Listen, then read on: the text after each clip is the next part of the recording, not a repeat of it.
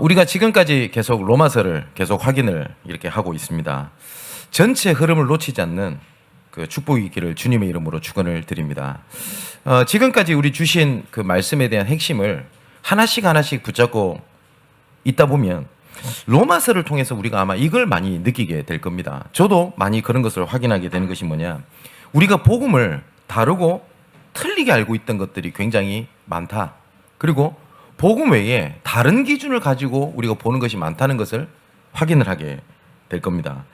그래서 정말 우리가 로마서를 지금 계속 보고 있게 되고 한 넉 주간 더 로마서를 계속 보게 되겠습니다만은, 이것을 통해서 복음이 뭐고, 복음으로 받은 축복이 뭐며, 복음을 통하여 누리는 것이 무엇인지를 확인하고 견고하게 하는 시간표로 삼게 되기를 주님의 이름으로 축원을 드립니다. 우리가 복음이라는 단어를 굉장히 많이 듣습니다. 근데 이 복음이라는 말을 다른 말로는 구원이라고 이해를 하셔도 괜찮습니다. 왜냐하면 복음을 통해서만 구원을 받을 수 있습니다. 그리고 구원을 누리는 것을 보고 복음을 누린다고 얘기를 합니다. 근데 이 구원이 굉장히 엄청난 거거든요. 우리가 생각하는 구원은 그냥 예수 믿고 천국 간다, 하나님의 자녀다 라고 생각하는, 이 정도로 생각을 하지만 구원의 축복이라는 것은 굉장히 엄청납니다.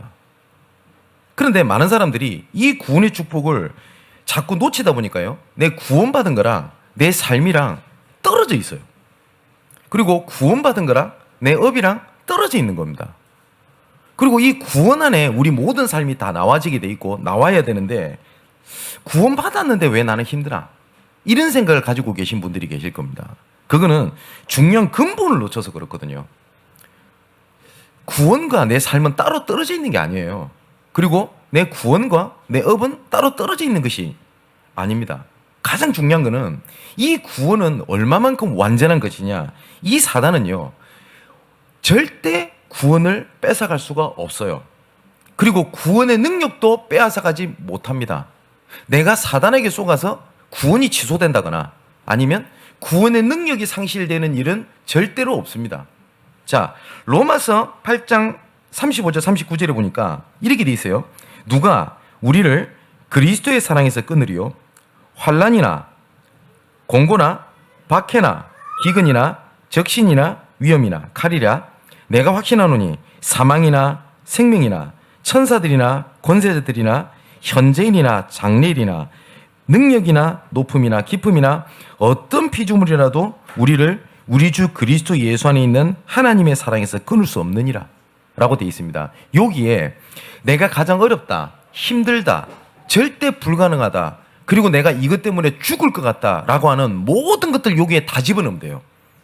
그러면서 맨 마지막에 뭐라고 되어 있냐, 우리 주 그리스도 예수 안에 있는 하나님의 사랑에서 끊을 수가 없다 라고 되어 있고요. 심지어 뭐라고 하나님 말씀하시냐면, 이 모든 일에 우리를 사랑하신 이로 말미암아 우리가 넉넉히 이기느니라 라고 되어 있어요.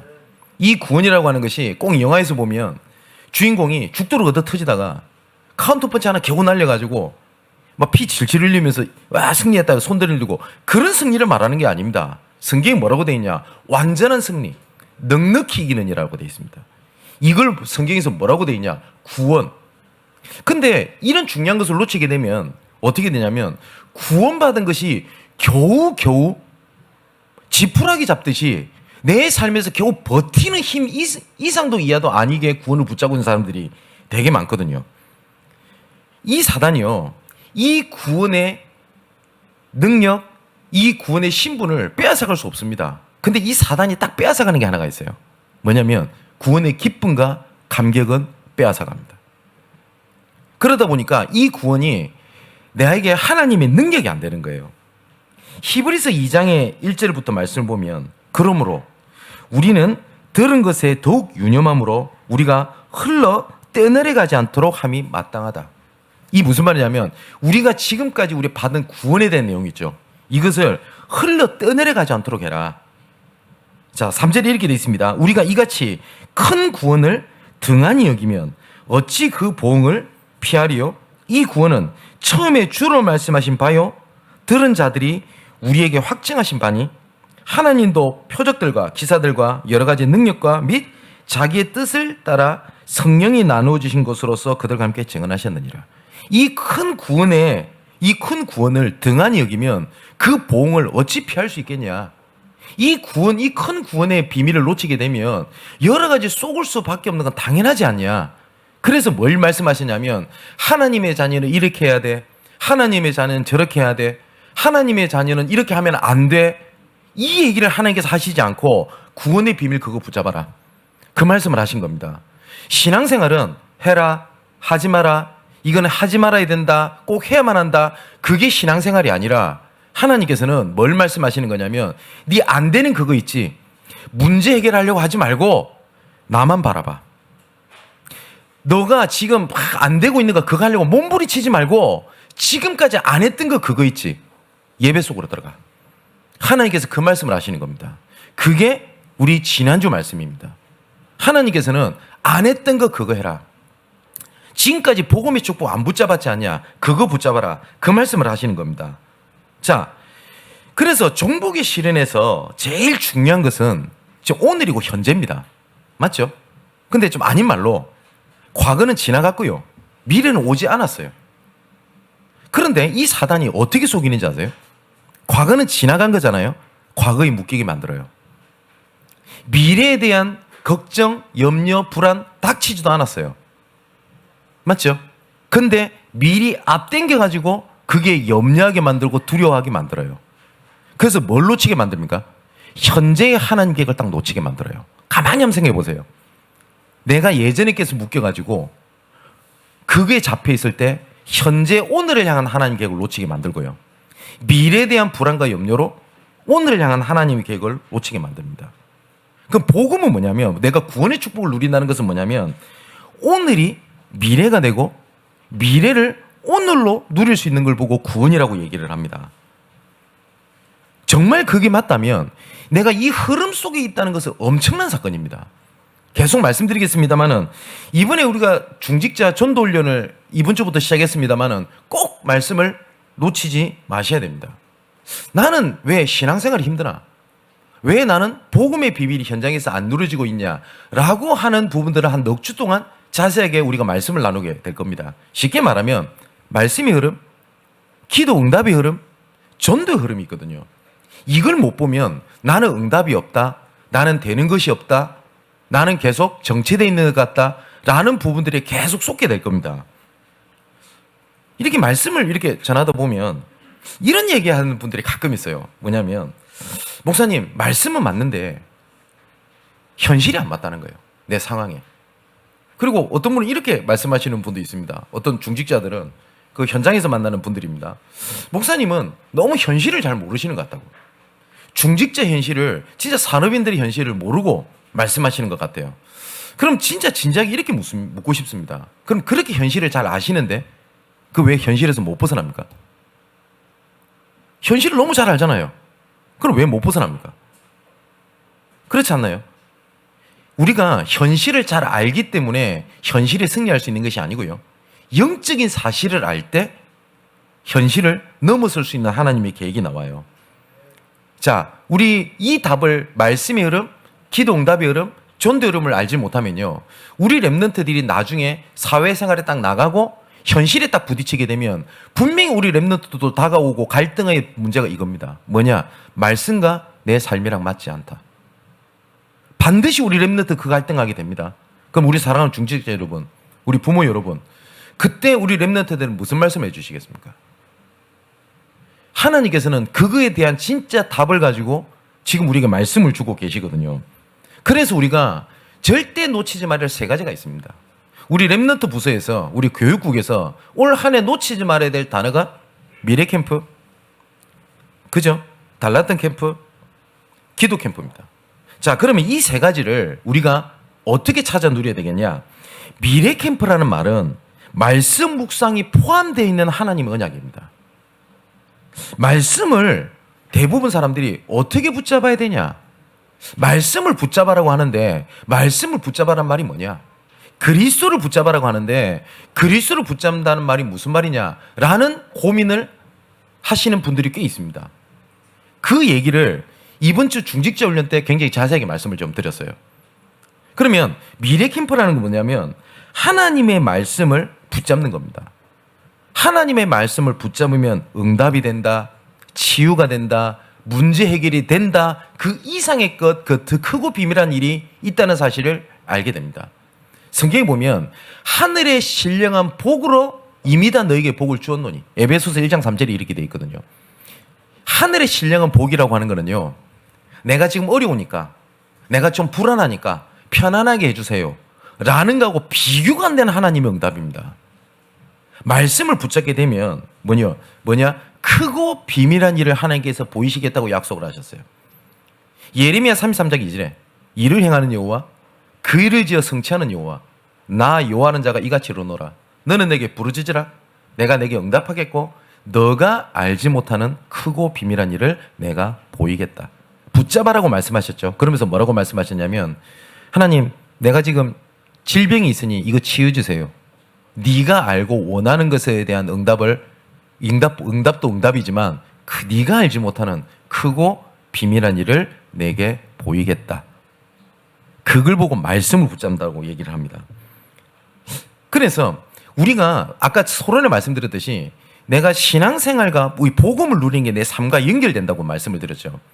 그러면 예를 들어서 지금 우리가 예배를 드리는데 예배를 두고 지금 보이지 않게 헌신하는 분들이 꽤 있습니다. 그리고 눈에 보이지 않게 내가 저 사람을 살려야 되겠다, 도와야 되겠다라는 것 때문에 시간과 내 육신과 내 경제와 그런 걸 들여서 눈에 보이지 않게 헌신하고 있는 분들이 꽤 있습니다. 그리고 그 작은 헌신들이 사람을 살리고 있는 것들을 굉장히 저는 많이 보게 됩니다.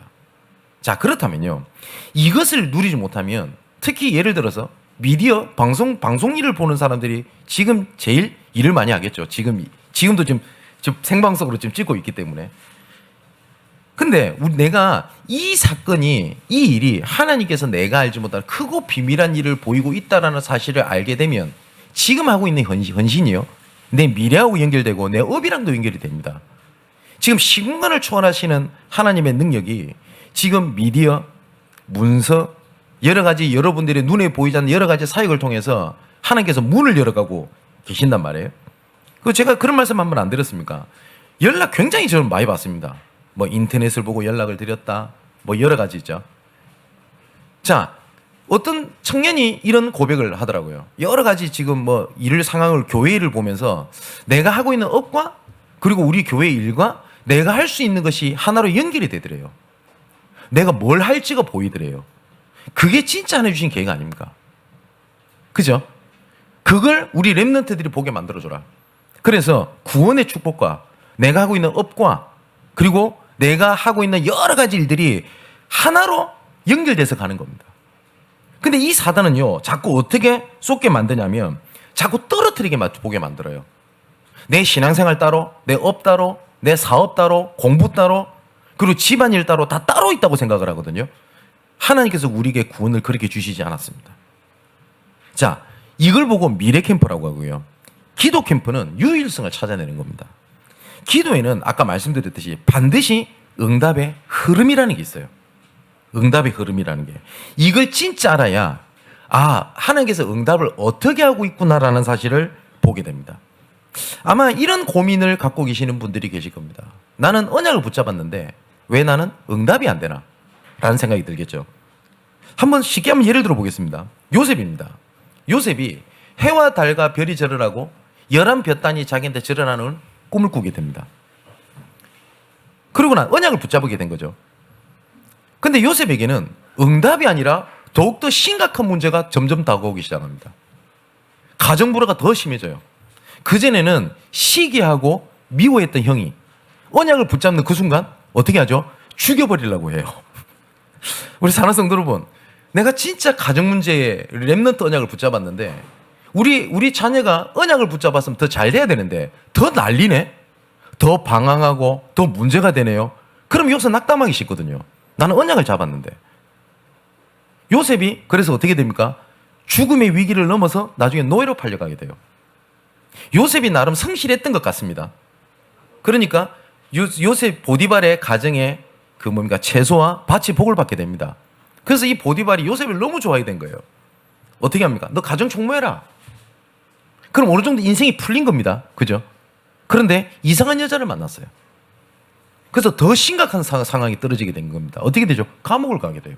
아니, 언약을 잡았는데요. 감옥을 갑니다. 또 요셉이 나름 성실하고 또 착했던 것 같아. 그 감옥에 있는 억울하게 있는 사람, 이 사람을 도와줍니다. 그래서 이 사람이 감옥을 나가게 되는데 요셉이 분명히 부탁을 합니다. 분명히 밖에 나가게 될 건데 나를 좀 기억해달라. 무슨 말이죠? 도와달라는 거예요. 근데 성경이 뭐라고 돼 있냐? 그 가는 장이 요셉을 잃어버렸대요. 쉽게 말하면 뭐예요? 도와줬음에도 불구하고 난 배신당한 거예요. 여러분 그런 적 있지 않아요? 나는 복음에서 정말 이 사람에서 헌신해 줬는데 이 사람 나 뒤통수 때리는 거예요. 요셉도 그리 당한 겁니다. 아니, 언약을 잡았는데, 창세기 30일째 언약을 잡았는데요. 그런데 그 무응답이 하나님의 응답이었습니다. 자, 언약을 잡았는데 가정이 너무 화목했어. 그러면 요셉은 가정에서 화목하였더라. 끝. 애국 갈 이유가 없어요. 맞죠? 노예로 잡혀가가지고 가정 총무가 됐어요. 잘 풀렸어. 가정 총무도 미안하지만 노예입니다. 노예로 끝. 그죠? 감옥 갔어요. 그 사람들한테 인정을 받았습니다. 일명 요새 말하는 빵장. 감옥의 대장 됐어요. 그래도 죄수입니다. 끝. 근데 요셉이 그 응답의 흐름을 봤어요. 뭘 봤냐? 처음에는 몰랐을 수도 있습니다. 전체 흐름을 보니 하나님께서 바로 앞에 세우기 위하여 나와 우리 가정을, 그리고 내가 붙잡은 언약을 보니까 내가 잘 풀리는 것이 아니라 우리는 가나안 땅 가야 되는구나. 이 계획을 봤어요. 그래서 형들을 만났을 때 했던 얘기입니다. 나와 우리 가정을 구원하시기 위하여 나를 앞서서 애굽을 보낸 거지 응답이었거나 형들이 나를 핍박해서 이렇게 된 것이 아닙니다. 뭘 봤다는 말이죠? 응답의 흐름을 봤다는 거예요. 근데 이 응답의 흐름을 못 보면요, 나는 무응답이다. 왜 나는 렘넌트 언약을 붙잡고 내 자녀를 위해서 기도하는데 우리 자녀가 더욱더 심각해지냐? 나는 지금 가정 문제 때문에 힘들어 죽겠는데 가정의 언약을 다 붙잡고 있는데 왜 우리 가정이 더 힘들어지냐? 나는 응답이 안 되는 것 같다. 나중에 심지어 뭐까지 흔들린지 아세요? 복음까지 흔들려져 버려요. 뭐냐? 내가 복음을 잘못 잡았나? 내가 복음을 잘못 붙잡고 있나? 근본까지 흔들어져 버리게 되는 겁니다. 자, 이제부터 뭘 하는 거냐? 응답의 흐름을 딱 봐야 돼요. 만일에 우리 가정에 남들에게 말하지 못하고 그리고 눈에 보이지 않는 정신 문제, 영적 문제가 있다. 그러면 그 일을 통하여 하실 하나님의 미래를 딱 잡으면 무응답이 응답이 아니라는 것을 하나님께서 보게 하실 겁니다. 요한복음 9장에 보면 태어날 때부터 맹인이 된 사람이 있어요. 얼마나 불쌍합니까? 여러분, 이런 거 있잖아요. 야, 저 사람은 뭐 어떻게 했길래 저렇게 남들한테 말하는 심각한 문제가 가지고 있냐. 아마 우리 사랑하는 성도 여러분, 지금 인터넷으로 말씀을 듣는 분 중에 나는 왜 어찌 이런 일이 있을 수 있냐? 라는 생각이 들 수 있겠죠. 제자들이 예수님한테 묻습니다. 뭐라고 묻냐? 저 사람이 맹인으로 태어난 게 누구 죄 때문에 그래요? 라고 물어요. 저 사람의 죄 때문에 그렇습니까? 아니면 저 부모의 죄 때문에 그렇게 된 겁니까? 라고 묻습니다. 그때 예수님께서 하신 말씀입니다. 이 사람이나 그 부모의 죄로 인한 것이 아니라 그에게서 하나님께서 하시고자 하는 일을 나타내시고자 하는 하나님의 계획이지 문제가 아니다. 라고 분명히 예수님 말씀하셨습니다. 우리 사랑하는 성도 여러분, 종북의 시련이라는 언약을 붙잡고 올 한 해를 시작했는데 나는 작년보다 더 안 좋은 문제로 지금 일이 진행되고 있다. 그래서 나는 안 되는갑다. 응답의 흐름을 놓쳐서 그래요. 하나님은 절대로 그렇게 하시지 않을 뿐더러 하나님께서는 말씀을 그냥 주실 리가 없습니다. 어떤 분들이 이렇게 얘기하시는 분이 있습니다. 지금 류광수 목사님 메시지가 너무 지금 시대를 앞서가고 있기 때문에 나는 아직 그 시간표가 아니고 나는 지금 기초부터 해야 돼. 나는 주는 그리스도시여 살아계신 하나님의 아들이십니다. 그래서 옛날 거 붙잡고 이리 있는 분이 있거든요. 완전히 잘못 잡은 겁니다. 하나님께서 이 시대에 주의 종을 세워서 시대에 맞지 않고 흐름에 맞지 않고 시간표에 맞지 않는 말씀을 우리에게 주실 리가 없습니다. 아멘, 맞지요? 하나님이 살아계십니다. 지금도 말씀으로 역사하고 계십니다. 그래서 아모스 3장 7절에 여호와께서는 자기 종 선지자들에게 말씀을 주시지 않고서는 결코 일을 행하심이 없느니라. 하나님께서 하신 말씀입니다. 내가 하고자 하는 일을 나의 친구 아브라함이 알지 못하겠냐? 라고 말씀을 하셨습니다. 그러면 내 시대와 내 상황과 맞지 않는 말씀을 맞지 않는 말씀을 주신 게 아니라 내가 못 보고 있을 뿐이거든요. 그러면 하나님께서 원하시는 건 뭐냐? 그리 아니하실지라도, 그죠? 아까 우리 찬양인도 할 때 우리 부목사님 말씀 안 하셨습니까? 내가 밤새도록 그물을 던져서 아무것도 못하였지만은 내 현실, 내 상황, 내 무능입니다. 맞지요? 말씀에 의지하여 내가 그물을 던지리이다. 그걸 보고 믿음이라고 합니다. 그랬더니 하나님께서 절대 불가능을 절대 가능으로 하나님께서 바꾸셨습니다. 그죠? 이걸 보고 뭐라고 하느냐? 기도 캠프. 그럼 세 번째는 뭐냐면 달란트 캠프입니다. 이걸 딱 찾게 되면 이제 모든 것 속에서 내가 누구며 내가 무엇을 해야 되고 하나님께서 무엇을 위하여 나를 지금까지 이끌어 가셨는지 그게 보입니다. 이걸 보고 달란트 캠프라고 얘기를 합니다. 이 달란트라고 하는 거는요, 뛰어날 수도 있고 적을 수도 있습니다. 작은 기능일 수도 있습니다. 어쩌면 보잘것없는 기능일 수 있습니다. 그런데 이것이 하나님 계획 안에 들어가면요, 진짜 어마어마한 일들을 하게 되는데요. 아무리 뛰어난 기능이라 할지라도 하나님 계획 바깥에 있으면요, 문제를 가져다 주는 기능이 돼요. 여러분, 우리 랩런트 여러분, 서울대 가지 말라는 말이 아닙니다. 우리나라에 정치, 경제 문제 일으키는 사람들 학벌 다 보십시오. 전부 다 연고대 서울대 출신입니다. 그럼 그 간 사람들이 문제를 일으킨다 그 말을 하려는 게 아닙니다. 그게 중요한 게 아니에요. 하나님의 계획에 내 기능이 들어가는 거예요. 우리 랩런트들이 이런 생각이 들 겁니다. 내 미래를 내가 뭘 먹고 살아야 될까? 내가 뭘 해야 될까? 그 고민을 너무 심각하게 할 이유는 없어요. 작은 기능이라 할지라도 하나님의 계획 속에 들어가게 되면 이것이 쓰임받는 하나님의 응답의 도구가 됩니다. 저는 어릴 때부터 그거를 되게 많이 봤어요. 교회에서 굉장히 많이 싸우대요. 정말 틀린 걸로 갈등하는 걸 저는 너무나 많이 봤어요. 저는 어릴 때부터. 결정적인 순간에 복음이 아닌 것을 굉장히 저는 많이 봤어요. 평상시에 오직 예수하다가 내 문제 잡히면 복음도 없어요. 그죠? 그런데 그때 제가 했던 결단이 하나 있고 이후로도 저는 그렇게 살기를 소망합니다. 뭐냐? 그래도 예수는 그리스도입니다. 내가 모든 것을 얻어도 예수는 그리스도고 내가 모든 것을 잃어도 예수는 그리스도입니다. 내가 힘들고 죽어간다 한다고 하나님께서 나를 향해서 살리시는 그 언약을 놓치면 되겠습니까? 맞죠? 그러면 내가 지금 당장 살리고자 하는 일을 접어놓고 내 살리는 일이 하는 것이 하나님의 계획이 맞냐? 저는 아니라고 봅니다. 이 말을 또 오해해가지고 내가 죽을 판인데 열심히 헌신하고 돌아다니라 이 말씀을 얘기하는 것도 아니지 않습니까? 우리 랩런트들이 그걸 딱 보게 만들어줘야 돼요.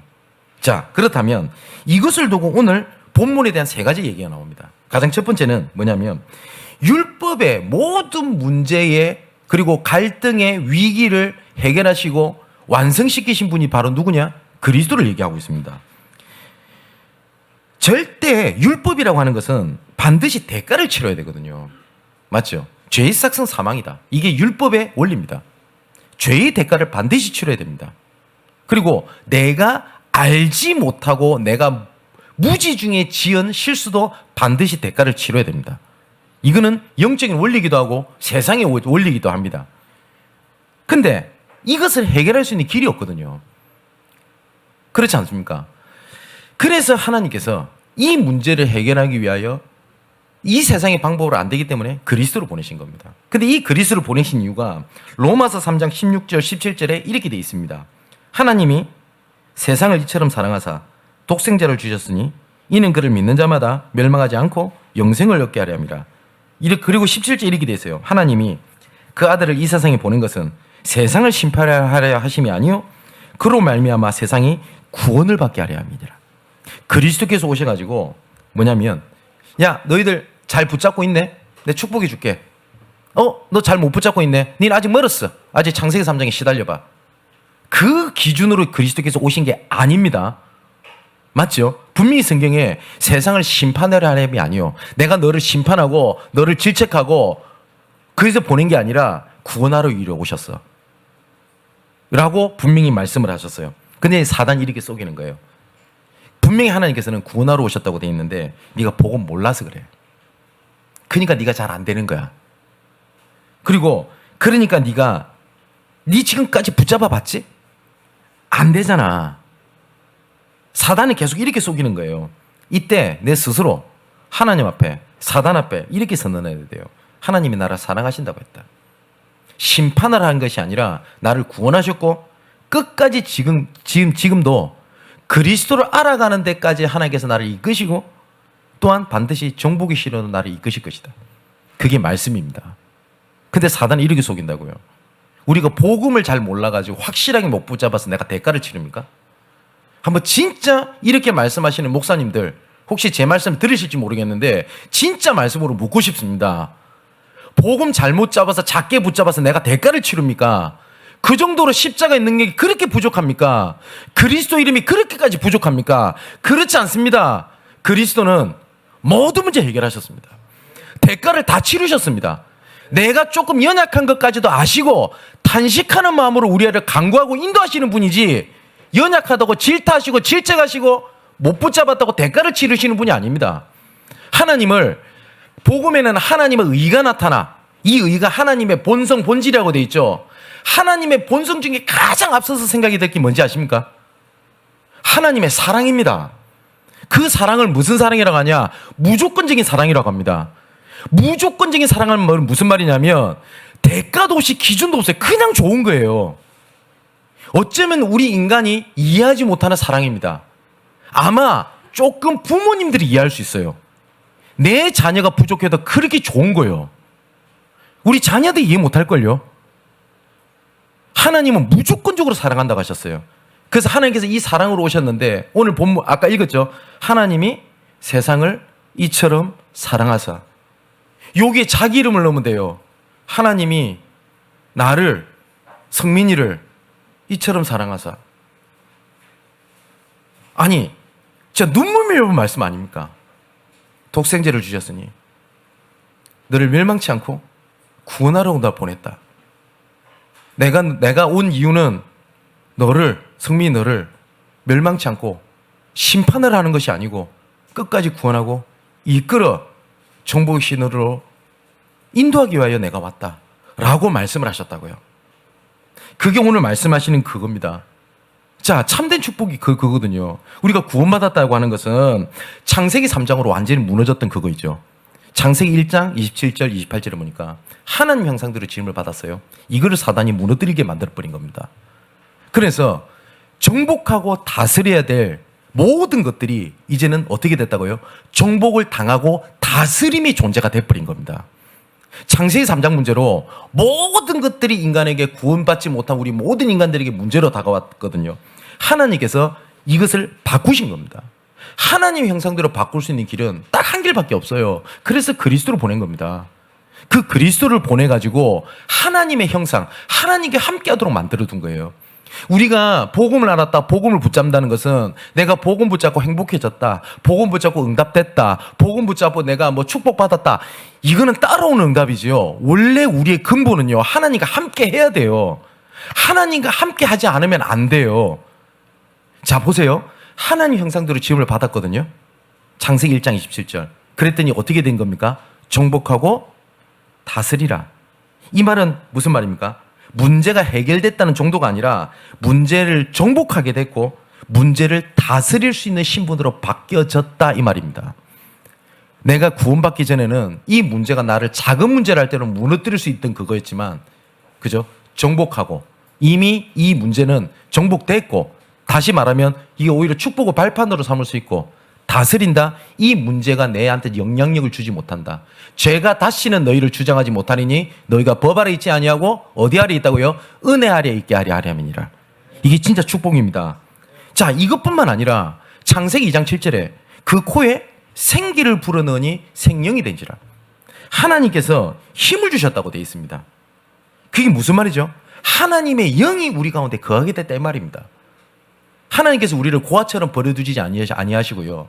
주는 그리스도시요 살아계신 하나님의 아들이십니다. 이 고백하는 자에게 보혜사 성령을 너에게 주사 영원토록 너희와 함께 있게 하겠다. 네 생각까지도 내가 지키겠다. 네 생각날 것도 내가 하게 하겠다. 모든 것을 내가 너를 붙잡고 있겠다. 그게 뭐냐? 생명이 된지라. 그 말입니다. 그러면 이 영, 하나님의 영이 함께 있잖아요. 이 하나님의 영이 함께 있는 그 은혜, 그 진짜 하나님의 은혜, 이것만 있으면 돼요. 맞죠? 우리가 초막이 있어도 되고 궁궐이 있어도 되고 내주 예수 모신 곳이 그 어디나 하늘나라입니다. 아멘, 맞지요? 내가 가문에 진짜 심각한 문제가 있어요. 근데 나한테 하나님의 나라가 임해요. 그럼 이게 나한테 문제가 안 되는 겁니다. 그렇죠? 제가 종종 이 얘기를 하는데 뭐 우리 사촌 동생 하지 말라고 합니다만은 저 가끔 합니다. 어릴 때 문제가 많았어요. 아들이 둘이에요. 첫째 아들이 완전히 개망나는 짓을 하는 겁니다. 저한테는 이모가 되죠. 아마 매주 들으신다고 하는데 이모께서 아마 본인 얘기인지 아실 겁니다. 근데 이모를 도와야 되는데 시간이 없어요. 그래서 그때 당시에 저녁 11시 금요일날 제가 다락방을 이렇게 가게 된 겁니다. 근데 우리 이모한테 말씀이 들어온 거예요. 아, 이미 나는 끝난 문제구나. 내가 하나님의 자녀면 내 자녀 문제 이미 끝난 문제구나. 근데 이미 끝난 문제인데 내 자녀 문제 때문에 힘들어하고 어떻게 하고 이러고 있는 자체가 내가 틀린 거구나. 근데 진짜 신기하죠. 진짜 아들이 복음안에 들어와가지고 지금 그 미디어 선교에 굉장히 중요하게 쓰임받고 있습니다. 근데 더 신기한 건 둘째 아들이 더 난리네. 그때 제 이모가 했던 고백입니다. 이미 첫째 아들을 통해서 하나님께서 복음 알게 하시고 하나님의 나라가 이루어졌기 때문에 이건 문제 아니다. 맞죠? 이미 하나님의 나라가 이루어져 버린 겁니다. 나중에 시간표가 돼가지고 둘째 아들도 복음 안에 깊이 들어오게 돼요. 여러분 그 말이 이해되십니까? 이게 하나님의 생명력입니다. 그래서 하나님께서 지금도 이거를 위하여 하나님께서는 말씀을 계속 주고 계시는 겁니다. 이게 뭡니까? 참된 생명력 대신 하나님의 말씀입니다. 저는 우리 랩런트들한테 꼭 이 얘기를 드리고 싶어요. 특히 우리 사역자들도 지금 우리 랩런트들이 예배를 왔는데 말씀을 안 듣는다. 말씀에는 관심이 없다. 저는 그거 그렇게 큰 문제라고 생각하지 않습니다. 저는 진짜 그렇게 생각합니다. 아니 목사님 너무 애들 편하게 해주시는 거 아닙니까? 아닙니다. 우리 랩런트들이 교회 와가지고 자고 있어요. 그러면 좋게 생각하는 말이 아닙니다. 예배 때 와서 자고 있는 게 얼마나 감사한 일입니까? 안 그래요? 저는 하나님을 말씀 믿습니다.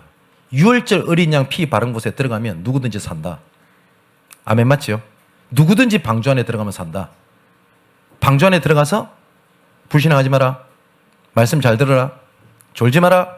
옷 깨끗하게 입어라. 행실 똑바로 해라. 하나님 그런 말씀하지 않으셨어요. 단 한 가지, 방주 안에 들어가면 산다. 그리스도 안에 있으면 살아요. 6월절 어린 양 피 바른 곳에 들어가면 산다. 분명히 그렇게 돼 있습니다. 우리 랩런트들이 그리스도 안에 있다? 삽니다. 그 미래를 바라보고 우리 사역자들이 오늘도 말씀이 굳게 서게 되기를 주님의 이름으로 축원을 드립니다. 자, 그러면 이것이 복음의 비밀이거든요. 이 빛 외에 다른 빛 지지 말라는 거예요.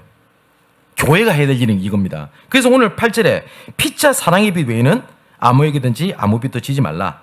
그리고 10절에도 사랑은 이웃에게 악을 행치 아니하니 그러므로 사랑의 율법은 완성이니라. 이 말은 무슨 말이냐면 사랑의 빛, 하나님께서 구원하셨기 때문에 작은 것 틀린 것에 이거 외에는 속지 말라 이는 거예요. 이 구원의 축복이 얼만큼 큰데 작은 것에 그렇게 서로 무너지고 갈등하고 있냐라는 거예요. 교회 안에서.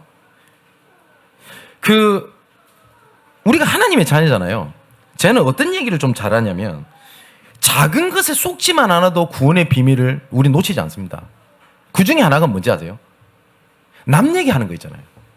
특히 우리 대한민국 사람의 굉장한 특징입니다. 아마 올림픽에 남 헌담하고 남 얘기하는 거 종목만 있으면 아마 무조건 금메달은 대한민국 사람일 거예요. 그리고 또 우리 교회는 그런 분이 없다고 저는 확신합니다만은 다락방 끝나고 지게 끝나고 포럼할 때마다 남 얘기 하나 꼭 해야 뭐가 속이 시원하신 분들도 계세요. 그러면 그 말이라고 하는 것들이 얼마나 불신앙을 타고 굉장히 문제를 가져다 주는지 압니까? 그래서 오늘 본문에 뭐라고 되어 있냐? 사랑의 배 외에 있는 지지 마라. 그 첫 번째고요. 두 번째는 혹시 내가 누구의 말을 들렸다. 거기에 속지 마십시오. 거기에 속지 마세요. 만일에 맞는 말이 있다. 그럼 내가 갱신할 게 있고요. 맞죠? 아니다. 그러면 그것 때문에 절대 문제 삼을 이유가 없어요. 왜냐? 가장 첫 번째, 하나님이 우리를 정죄치 아니하시겠다고 하셨습니다. 하나님의 자녀를 하나님도 정죄치 않는데 누가 정죄합니까? 그죠? 그리고 로마서 8장 33절에 누가 능히 하나님께서 택하신 자들을 고발하리요. 의롭다 하시니는 하나님이시다 안 했냐? 그 문제 안 삼으면 됩니다. 그잖아요. 우리가 문제라고 생각하는 거 있잖아요. 그게 80% 이상은, 거의 80% 이상은요. 거기서 어디서 통계가 나온 거냐? 이러면 뭐 정확한 통계는 있는 건 아닙니다. 거의 현장에서 거의 대부분 80%, 어쩌면 거의 100%입니다. 문제 삼지만 않으면 응답으로 보일 것들이 되게 많은데 거의 대부분 문제로 삼아서 갈등이 되고 있는 것들이 굉장히 많아요. 왜 사단이 하필이면 그 가운데 사랑의 빛 외에는 아무것도 지지 않도록 하셨는데 내가 거기에 문제에 빠지게 할까요? 사단이. 왜 사단이? 그게 축복의 배경이라는 걸 누구보다 잘 아는 게 또 사단입니다. 그러면 딱 눈치채셔야 돼요. 이 부분에 건드린다고 한다는 말은 여기 하나님 계획이 있는 것이 확실하구나. 이렇게 붙잡으면 정확합니다. 자, 두 번째입니다. 11절에 이렇게 되어 있습니다. 또한 시기가 너 또 이 시기를 알거니와 자다가 깰 때가 되었나니 이제 우리의 구원이 처음 믿을 때보다 가까웠음이니라. 밤이 깊고 낮이 가까웠으니 그러므로 우리가 어둠의 일을 벗고 빛의 갑옷을 입자.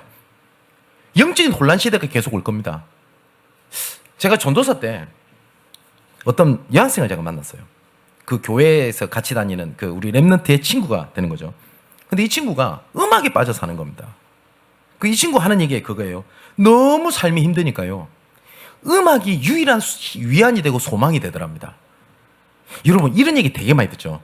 특히 가수들도. 내 삶의 유일한 소망은 음악이었습니다. 그러면 이러지 않습니까? 조심하셔야 돼요. 하나님이 계셔야 될 장소에 음악이 들어가 있는 거예요. 나는 우리 랩런트들이 게임을 많이 한다? 할 수 있어요. 근데 나는 게임에서 위안을 삼고 소망을 둔다? 반드시 사단은 그걸 갖고 공격합니다. 이걸 보고 영적 문제라고 그래요. 음악 많이 듣는 게 뭐 문제예요? 그렇지 않습니까? 근데 이 학생이 딱 그랬던 거예요. 내 유일한 소망은 음악을 듣는 거였어요. 근데 이 친구가 계속 음악에 빠져 사는데 노래 가사가 다 자기 얘기 같더랍니다. 노래 얘기 중에서 맨날 우울하고 암울하고 나는 소망 없고 다 자기 얘기처럼 들리더래요. 근데 점점점 이 친구가 자극적인 노래를 이렇게 계속 들게 될 겁니다. 그랬더니 자기한테 귀에 어떤 얘기가 확 들리는 게 아니래요. 근데 자꾸 자기 생각이 어떤 생각이 드냐? 네 부모 때문에 그래요. 네 부모가 네를 그렇게 만들었어. 그러니까 자기 마음속에 부모에 대한 증오심이 막 불타는 겁니다. 이 학생이. 그러다가 또 어떤 소리가 들리는 게 아닙니다. 딱 어떤 마음이 가지게 되냐? 부모를 죽여야 되겠다. 또 시간이 지나니까 어떻게 자녀가 부모를 죽일 생각을 합니까? 요 죄책감에 빠져버리네요. 그러니까 내 마음속에 이런 생각이 드는 거래요. 야, 너는 그렇게 생각이 들고 네가 인간이냐? 죽어. 이 생각이 계속 들리더래요. 그러다 보니까 자기한테 이제는 장악이 돼버린 겁니다. 막 증오하는 말을 계속하게 되는 거예요. 자기는 이 말을 하고 싶지 않은데 나중에 이 여학생이 어떤 극단적인 선택을 해버리냐면 자꾸 증오의 말을 하잖아요. 혀를 꺼내서 가위로 자기 혀를 잘라버려요. 그래서 피가 날 거 아닙니까? 혀 잘못 깨면 죽거든요. 근데 겨우 죽지 않았어요. 얘가 드디어 자살 시도를 합니다. 근데 안 죽어. 자기 삶은 점점 피폐해지는 거예요. 근데 이 친구 중에 교회를 다니는 애가 하나 있었던 거예요. 근데 자꾸 장기 결석을 하니까 이상하다 싶어서 이 친구를 찾아갔대요. 근데 엄마가 그 친구 엄마가 그 얘기를 해주더랍니다. 그때 이 랩런트가 딱 들었던 생각, 딱 하나밖에 생각이 안 들더래요. 얘한테 그리스도 얘기해줘야 되겠다. 그래서 이 친구한테 복음을 얘기하고 영접을 하고 그리고 저를 만나게 되고 이 친구 나이가 꽤 많이 됐어요. 제가 전도사 때 일이니까. 지금도 기독교 복음과 관련되어 있는 시를 쓰는 작가가 돼 있어요. 이 친구가. 여러분, 이런 시대가 오게 됩니다. 아니, 이미 왔습니다. 그래서 하나님께서 이런 말씀을 하시는 겁니다. 지금 시기가 때를 알 때가 안 됐냐? 깰 때가 안 됐냐? 무슨 말입니까? 눈앞에 있는 문제, 그게 잡혀 있을 때가 아니고 깰 때 안 됐냐? 내가 다 끝냈다고 하는데, 다 끝냈다고 한 거 그 문제 그 붙잡혀가지고 자지 말고 이제 깰 때가 안 됐냐? 이 말씀을 하시는 겁니다. 이제 우리가 어둠의 일을 벗고 이미 어둠의 일을 창세기 3장 문제를 그리스도께서 다 끝냈으니까 이거 벗고 이제 빛의 갑옷 입어라 라고 하나님께서 말씀을 하시는 겁니다. 자, 그래서 오늘 4절에 이렇게 돼 있죠. 무엇이든지 전에 기록된 바는 우리의 교훈을 위하여 기록된 것이지 우리로 하여금 인내로 또는 성경의 위로로 소망을 가지게 하려면이라. 하나님께서 이 일을 위하여 소망을 위하여 우리에게 말씀을 주셨고 또 뭐요? 이제 인내와 위로의 하나님이 너희로 그리스도 예수를 본받아 서로 뜻을 갖게 하여 한 마음과 한 입으로 하나님 곧 우리 주 예수 그리스도의 아버지께 영광을 돌리기 위하여 우리에게 말씀을 주셨다라고 말씀을 하셨습니다. 그래서 우리가 조금 역사의식, 소명의식, 사명의식을 진짜 잡으셔야 돼요. 이 시대에 하나님께서 우리 교회를 세우시고 우리를 부르신 이유가 좀 잘 먹고 잘 살고 위안을 삼기 위해서 주신 게 아니라고요. 그러면 우리 응답, 우리가 내가 진짜 평안해지는 건 그런 거 우리가 상관없이 일만 하란 말입니까? 그 말씀을 드리는 게 아니라니까요. 이 하나님의 어마어마한 계획 속에 있다. 여러분의 가정 문제가 걸림돌이 될 것 같다. 간구하지 않아도 하나님께서 그 가정 문제 해결해 버립니다. 이 어마어마한 일을 해야 되는데 경제 문제가 걸림돌이 될 것 같다. 하나님 경제를 책임지십니다. 이 어마어마한 일을 하는데 자녀 문제가 걸림돌이 될 것 같다. 하나님은 자녀를 책임지십니다. 그게 하나님의 방법입니다. 자, 그래서 오늘 마지막에 14절에 이렇게 되어 있죠. 오직 주 예수 그리스도로 옷 입고 정욕을 위하여 육신의 일을 도모하지 말라. 이 일을 중요한 일을 잡고도요. 우리가 세상에 나가보면 우리가 굉장히 약하다라는 것을 알게 될 겁니다. 자, 그래서 오늘 본문에 그리스도로 옷을 입으라 라고 되어 있어요. 이 옷이라고 하는 건 몇 가지가 있죠. 첫 번째는 신분을 두고 얘기합니다. 성경에 옷 얘기가 되게 많이 나와요. 의복을 갈아입으라. 그리고 탕자의 비유 보면 돌아온 탕자를 옷을 갈아입히죠. 그게 뭐냐면 신분을 얘기합니다. 그리스도로 옷을 입으라 하는 게 할 때 첫 번째, 너희가 받는 신분 권세 놓치지 마라. 근데 이 사단은요, 그걸 알기 때문에 문제, 갈등 생겨버리면 다 까먹어버려요. 내가 하나님의 자녀구나. 성령께서 내 주에 계시는구나. 내 모든 생각이 기도와 연결되는구나. 그리고 내가 이 올바른 믿음의 생각을 할 때 흑암이 무너지는구나. 내가 기도할 때 천군천사가 동원되고 나의 심건은 하늘에 있고 반드시 정복의 시련의 증인으로 부르실 것이다. 많이 들었죠? 우리 랩너트들도 아마 외울걸요? 이 신분과 권세 놓치지 마라. 두 번째는 이 옷이라고 하는 것은 보호한다는 의미가 있습니다. 그죠? 이 신분과 권세가 우리를 보호를 합니다. 이사야 43장 2절에 네가 물 가운데 지날 때에 내가 너와 함께 할 것이라. 강을 건널 때에 물이 너를 침몰하지 못하며 너가 불 가운데를 지날지라도 타지 못하게 하겠다 라고 말씀을 하셨습니다. 세 번째는 이 옷이라고 하는 것은 멋이라는 것도 있어요. 맞죠? 옷을 보호하는 것도 있겠습니다만은 멋을 내기 위한 부분도 있죠. 오늘 우리 사랑하는 성도 여러분, 우리 랩런트들 진짜 랩런트의 언약에 진짜 멋을 누리게 되시기를 주님의 이름으로 축원을 드립니다. 그리고 진짜 하나님의 자녀라는 자부심을 가지셔도 돼요. 하나님께서 반드시 다니엘서 2장 3절에 보니까 지혜 있는 자는 궁창이 빛과 같이 빛날 것이요 많은 사람을 옳은 대로 도로게 한 자는 별과 같이 빛나도록 하게 하겠다. 모델로 세우시겠다라고 말씀을 하셨습니다. 자, 시간이 많이 갔기 때문에 우리 결론을 진짜 붙잡아야 됩니다. 오늘 5절에 이렇게 돼 있어요. 이 5절은 설명하기 위해서 앞에 건 좀 설명을 해야 되는데 쉽게 말하면 이겁니다. 야, 세금 내야 되잖아.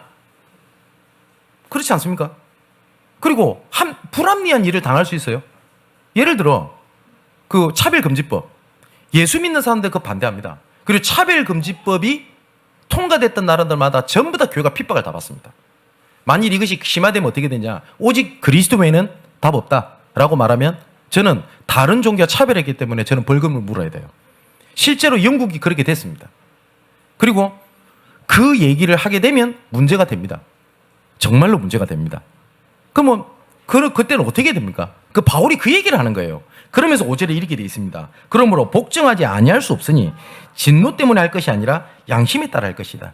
그게 무슨 말입니까? 그런 상황에서도 범사의 응답을 찾아라는 얘기예요. 그게 하나님의 방법이지 불합리함을 위하여 화염병을 들고 몽둥이를 두고 뛰쳐나가라고 안 돼 있고 이런 가운데서 범사의 응답을 찾고 오직을 찾아라. 그겁니다. 하나님의 말씀이. 그래서 과거를 발판 삼으라는 말이 그 말이에요. 내가 버려져 있었던 과거, 두려움으로 회피하고 있던 과거, 과거로 인한 현재, 이것을 발판 삼는 하나님의 방법이 있습니다. 뭘 붙잡는 거냐? 하나님의 절대 주권입니다. 내 지나갔던 과거가 하나님의 절대 주권 속에서 있었던 일이고 하나님의 절대 계획이기 때문에 내 상처로, 그리고 내가 두려움에 떨 것이 아니라 이것이 하나님의 계획이다. 그러면 오늘이 뭐가 돼요? 하나님의 언약이 됩니다. 그렇게 되면 우리 인생의 과거를 하나님의 계획으로 돌아보고 현재를 보게 되면 무엇을 하나님께서 나를 위해서 계획하신지에 대한 계획이 보여지게 될 겁니다. 이것을 가지고 내 미래를 설계를 하는 거예요. 이걸 보고 신앙생활이라고 합니다. 그래서 범사의 응답을 찾아라 라는 말은 지금 현실에 묶여갖고 이렇게 하지 말고 뭘 찾아? 하나님 계획을 찾아라, 이 말입니다. 정말 그리스도 옷을 입고요, 범사의 응답을 찾는 여러분 되시기를 주님의 이름으로 축원을 드립니다. 기도하겠습니다.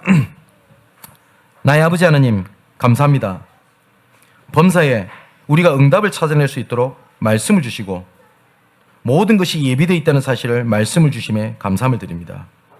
주의 말씀을 깊은 묵상 속에서 미래를 살리는 오직을 찾아내게 없어서 주신 말씀을 통하여 주신의 응답의 흐름을 보고 조급하지 않게 하시며 세상이 알지 못하는 유일성의 증거를 가지고 작은 기능, 작은 헌신이 틀린 흐름을 바꾸는 재창조의 역사로 연결되게 하여 주옵소서. 하나님은 지금도 하나님의 형상을 잃어버린 자에게, 사단에게 종된 자에게, 그리고 지옥 권세 아래 있는 자에게 하나님의 형상을 회복시키시는 일에 성삼위 하나님이 모든 방향 시간표를 맞추고 그리스도를 통하여 회복하고 계시는 줄 확신합니다. 그 하나님이 우리 안에 오셔서 이제 우리를 위하여 그 일을 이루어 가심을 믿습니다. 영적 혼란 시대에 우리와 나와 교회를 부르신 이유를 붙잡고 이 시대의 마지막 남은 자와 남은 교회가 되게 하옵소서. 우리의 힘으로 절대 할 수 없는 그 길을 하나님께서 하실 줄 믿습니다. 이 시간 그리스도 옷을 입고 영육간에 강건하게 하여 주옵소서. 그리스도 옷을 입고 치유되는 증거가 있게 하여 주옵소서. 이 시대의 현장을 놓고 업을 통하여 우리의 업을 도구로 삼고 이 일을 이루어 가시는 우리 하나님 아버지를 찬양합니다. 이 속에서 확실한 응답을 찾게 하옵시고 이 응답들이 237개 나라와 5천 종족으로 연결되게 하시고 땅끝까지 가게 하시며 만민에게 가는 그 일에 우리 교회와 우리가 도구가 되어 쓰임받게 하여 주옵소서. 그리스도이신 예수님의 이름으로 기도하옵나이다. 아멘.